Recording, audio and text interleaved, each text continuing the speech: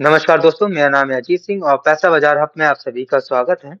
आज हम बात करने वाले हैं रेलवे के बजट के बारे में। अगर आपको समझ नहीं आ रहा रेलवे का बजट अच्छा है या बुरा है, तो प्लीज इस वीडियो को लास्ट तक बने रहिए, क्योंकि आज हम बात करेंगे इस वीडियो में रेलवे बजट के पूरा डीप एनालिसिस करेंगे। सबसे पहले हम बात करेंगे रेलवे कैपेक्स और इंफ्रास्ट्रक्चर प्लान की।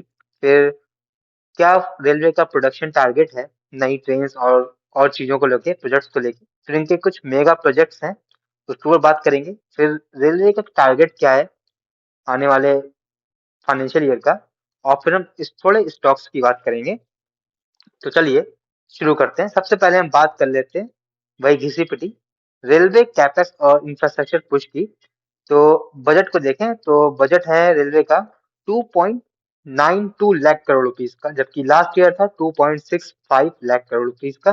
तो देखें तो इंक्रीज हुआ है। तो इस बार का जो रेलवे बजट है उसका मतलब मोटिव क्या है। नेटवर्क एक्सपेंशन करेंगे, मतलब कनेक्टिविटी बढ़ाएंगे, मॉडर्नाइजेशन करेंगे रेलवे को, और कैपेसिटी क्रिएशन करेंगे अक्रॉस इंडिया, मतलब पूरे इंडिया में जो ट्रेन कैपेसिटी उनको बढ़ाएंगे।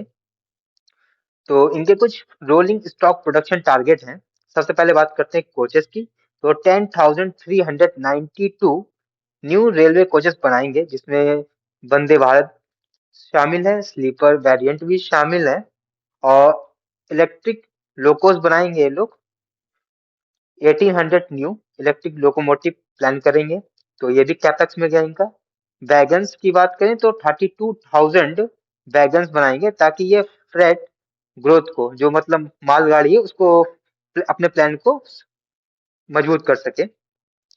और जो एक्सपेंशन का प्लान है उसकी बात करें तो ट्रैक एक्सपेंशन और रिन्यूएबल प्लानिंग का ये है।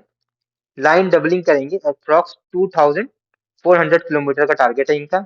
नई लाइन बिछाएंगे 500 किलोमीटर की, जो कि पहले से प्लान करके रखी है। ट्रैक रिन्यूएबल की बात करें तो 6,400 किलोमीटर की सेफ्टी और इफिशिएंसी ट्रैक की बढ़ाएंगे। तो ये भी इनका कहें मेंटेनेंस और एक्सपेंशन प्लान में ही गया। तो इतना इनका प्रोजेक्ट्स कंपनीज को ही मिलेगा, पीएसयूज को। कुछ इनके मेगा प्रोजेक्ट्स हैं बुलेट ट्रेन और डीएफसी को लेके। 7 नए हाई स्पीड रेल कॉरिडोर बनाएंगे, जिसमें मुंबई पुणे, पुणे हैदराबाद, दिल्ली वाराणसी, वाराणसी सिलीगुड़ी, और कई रूट्स और भी शामिल हैं। और कुछ डीएफसी हैं, डनकुनी सूरत ईस्ट वेस्ट डीएफसी, और जिसमें फ्रेट मूवमेंट होता है इनका ईस्ट से वेस्ट इंडिया के लिए। तो इससे भी आने वाले समय में कम रेलवे को फायदा होगा और इंडिया को ही फायदा होगा। फाइनेंशियल हेल्थ और ऑपरेटिंग इफिशिएंसी की बात कर लेते हैं रेलवे की। तो ऑपरेटिंग रेशियो का टारगेट इनका है 98.60% का। अभी इनका मतलब कि 100 रुपए कमाने में लगभग रेलवे को खर्च करने पड़ते हैं। सॉरी, हाँ, 100 रुपए कमाने में रेलवे को खर्च करने पड़ते हैं 98 रुपीज 60 पैसे। तो एक्चुअल में ये कितना है, 98.22। तो इन्होंने रिवाइज किया है कि अब हम लोग इसको थोड़ा सा बढ़ाएंगे, 98.82% पे लेके आएंगे। और रेलवे का टारगेट क्या है, तो फ्रेट रेवेन्यू को इनको बढ़ाना है, 1.88 लाख करोड़ तक की लेके जाना है। और पैसेंजर रेवेन्यू का इनका टारगेट है 87,300 करोड़ का। पिछले साल की अगर हम बात करें तो फाइनेंशियल ईयर 2025 की, तो नेट रेवेन्यू में ये लोग सरप्लस थे, सिर्फ 2,660 करोड़ से। तो ये इनका सरप्लस मार्जिन है ये, लेकिन बहुत ही थोड़ा सा, लेकिन ये अच्छी पहल है।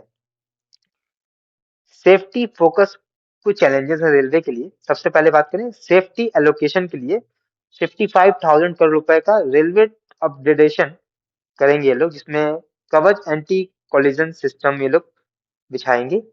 और चैलेंजेस का ये है, delay of cost overrun in major projects like Mumbai Ahmedabad bullet train and existing DFC. मतलब ये कि बहुत सारी जगह पे लोग कवच का नाम सिस्टम बिछा रहे हैं, वहां पर ये हो रहा है, जो प्रोजेक्ट की डेडलाइन दे रहे हैं वो टाइम पे नहीं पूरा हो रहा है, जिसकी वजह से कॉस्ट भी ऊपर जा रही है। और कुछ जो इनके प्रोजेक्ट पहले से चल रहे थे, तो प्रेजेंट के टाइम में जो कॉस्ट हमने एक प्रोजेक्ट की लगाई है, लेकिन अगर वो 1-2 साल के अंदर इंक्रीज नहीं हुआ तो महंगाई बढ़ जाती है और प्रोजेक्ट जैसे 1,000 करोड़ का था वो 1,500 करोड़ को पहुंच जाता है।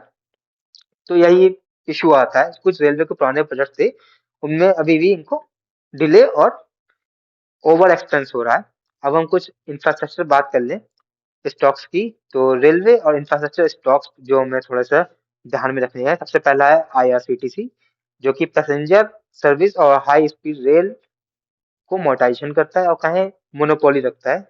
आरवीएनएल की बात करें, रेल इंफ्रा डेवलपमेंट और एग्जीक्यूशन का काम करता है। इरकॉन इंटरनेशनल कंस्ट्रक्शन और मॉडर्नाइजेशन प्रोजेक्ट का काम करता है। टीटागढ़ रेल सिस्टम की बात करें, कोचेस नॉर्मल ट्रेन के लिए और वंदे भारत के लिए बनाती है। रोलिंग स्टॉक मैन्युफैक्चरिंग भी करती है। एलएनटी की बात करें, लार्ज ईपीसी मेट्रो और डीएफसी प्रोजेक्ट पूरे काम करती है। एबीबी इंडिया की बात करें तो इलेक्ट्रिफिकेशन और सिग्नलिंग सोल्यूशन का काम करता है। अल्ट्राटेक सीमेंट रेलवे और इंफ्रा कंस्ट्रक्शन डिमांड को पूरा करता है। अडानी पोर्ट्स की बात करें तो फ्रेट कॉरिडोर और लॉजिस्टिक कनेक्टिविटी में एक अहम भूमिका निभाता है। तो फाइनल टेक हमारा क्या है? तो स्ट्रॉन्ग कैपेक्स पुश है, सपोर्ट करता है लॉन्ग टर्म ग्रोथ इंडिया की, लेकिन फाइनेंशियल इफिशिएंसी और एग्जीक्यूशन स्पीड थोड़ा सा रिस्क फैक्टर है, क्योंकि प्रोजेक्ट्स गवर्नमेंट के टाइम पे पूरा नहीं हो पाते। क्यों? रेड टेपिस और ब्यूरोक्रेसी, मतलब कहें कागजी कार्रवाई ज्यादा होती है, जिसकी वजह से डिले आ जाते हैं। तो ये वीडियो सिर्फ और सिर्फ हमारी एजुकेशनल पर्पस पे है, कोई भी बाय सेल की रिकमेंडेशन नहीं है। कोई भी निवेश करने से पहले अपने वित्त सलाहकार से बात करें। अगर वीडियो पसंद आया है तो लाइक करें, शेयर करें, सब्सक्राइब करें। अगर आप किसी स्टॉक सेक्टर या फिर म्यूचुअल फंड के बारे में जानना चाहते हैं तो उसका नाम हमें कमेंट सेक्शन में मेंशन कर सकते हैं, ताकि नेक्स्ट टाइम हमें जब भी मौका मिले तो हम उन टॉपिक्स पर बात कर सकें। धन्यवाद।